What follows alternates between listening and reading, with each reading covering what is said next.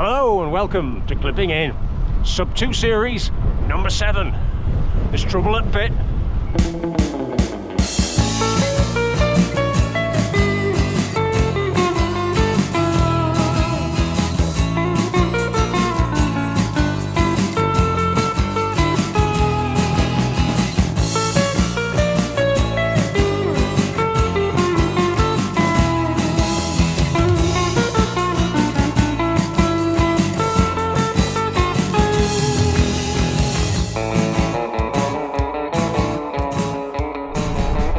It's Sunday, the 19th of November. It's raining and gloomy. Apologies for the rather bright GoreTex jacket. You might want to put some sunglasses on for this video. Another Sub 2 series. I'm heading out towards Hopton Lane on the other side of Moorfield, Grange Moor, and the National Mining Museum, Denby Grange Colliery. It's quite mild today. Supposedly the thermometer says 10 C, but with the wind and the sort of persistent light rain, it feels a lot chillier than that. But we're into that late autumn, early winter phase now. Expect anything.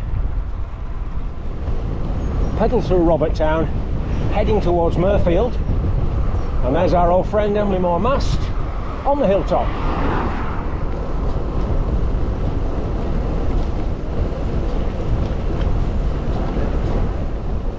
Riding alongside the River Calder, which looks quite full. I remember, 20 years ago this road used to flood with a frightening regularity. It still floods, but I don't think quite as often. Maybe they've done some dredging and channeling work.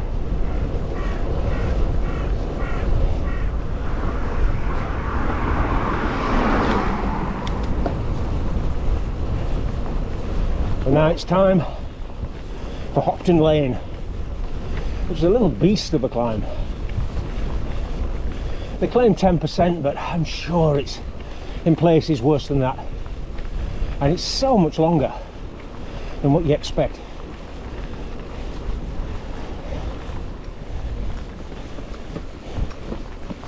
This takes us from Calder Valley near Moorfield up to Hopton.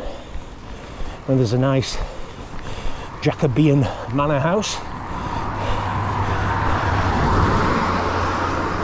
and gives us a launch pad to go up to Grange Moor.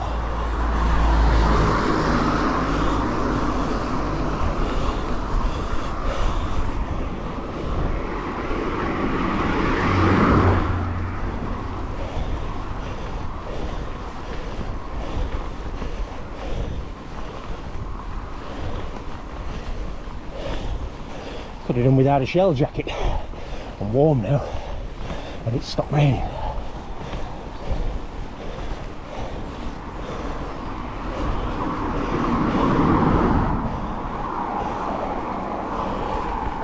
Right, still climbing.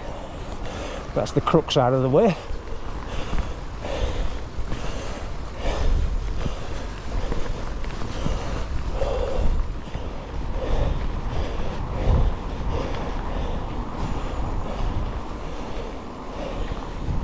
And just when you think it's over, left turn, and it kicks again. Upper Hopton. Murder mystery night. I don't know what that feels like by the top of here. I think this one gets 12 or 13%, but it's really a continuation of Hopton Lane.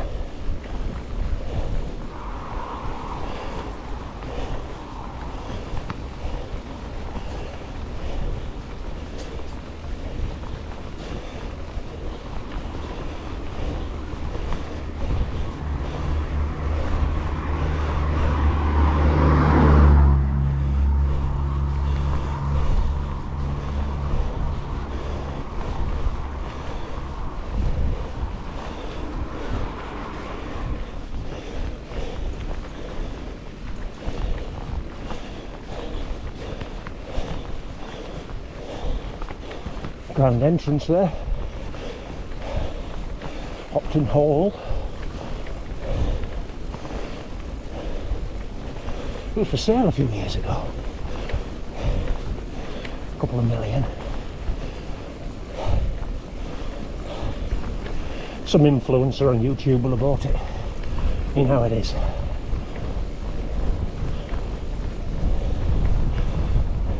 Linked up with the Kirkeaton Grange Moor road. Through the week can be a little busy. Sunday morning shouldn't be too bad. There's only about 2 mile tops.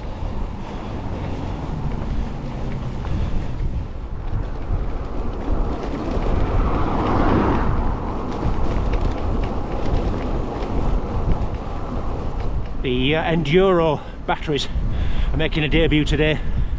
I mean, I bought them really for cold weather performance, but they're also supposedly longer lasting than the standard issue blue GoPro batteries.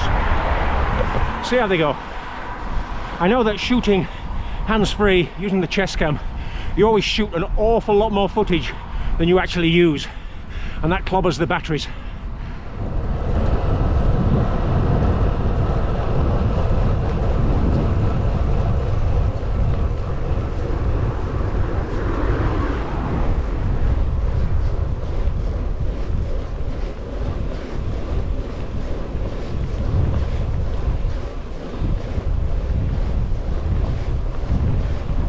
The rain's returned. This is Grange Moor.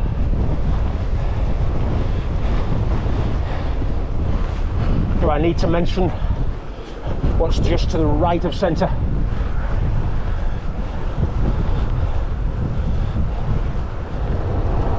I'm on the Huddersfield to Wakefield road, heading towards Overton, Middlestown.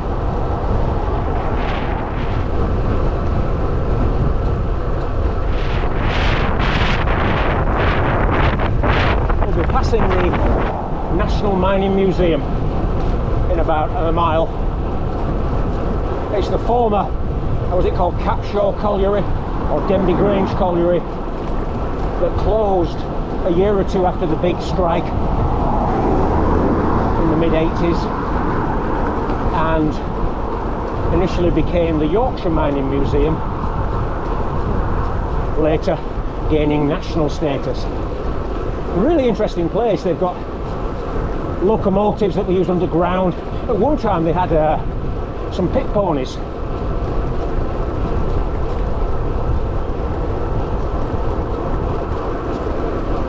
Quite a large site.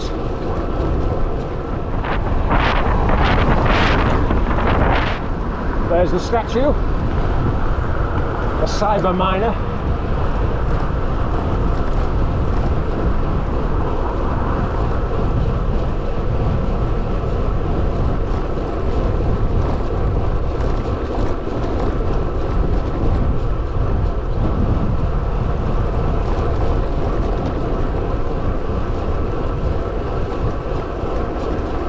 Cap House Colliery and Hope Pit. Aha.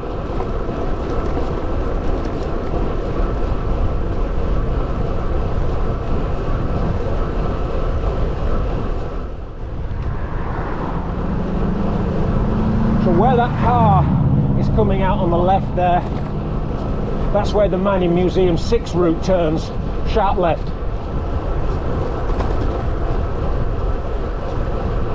I would imagine that back road it's almost gravel bike country. I know I covered it on my mountain bike about 2, 3, 4 weeks ago maybe, after one of the storms, and it was in a right old state. So on road tyres you've got to be careful. Maybe I'll do it on a gravel bike when I do that entry.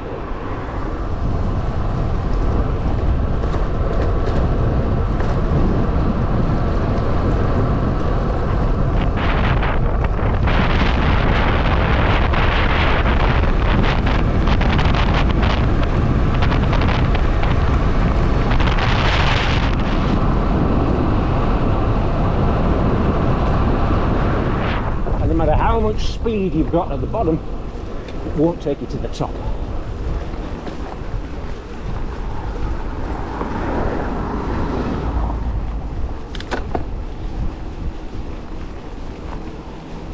It's a funny little descent because it's kind of narrow and blind, and if you're unlucky, you meet cars coming towards you who are taking all the road.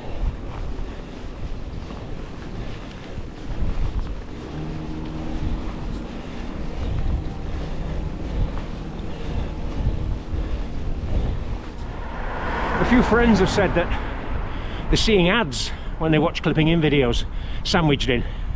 That's nothing to do with me. I'm a long way below any sort of advert monetization threshold. I think you need 1,000 subscribers and I've got 490 something, so it's nothing to do with me. That's YouTube using its initiative and sandwiching adverts in there. If you do want to subscribe, if you're watching this unsubscribed and you want to nudge me to those giddy heights of subscription level adverts, do so. But it's a bit of a nuisance when they're just being pushed there. You don't have a choice where they appear, you don't have a choice on the content. Often they're not relevant, and it breaks your flow. It interrupts the transmission of landscapes, interrupts the transmission of ideas and thoughts, really.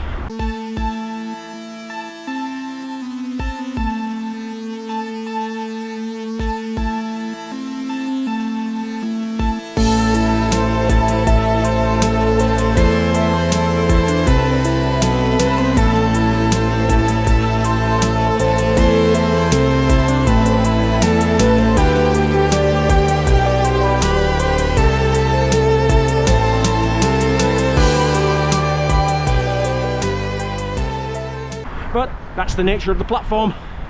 Not a lot we can do about it.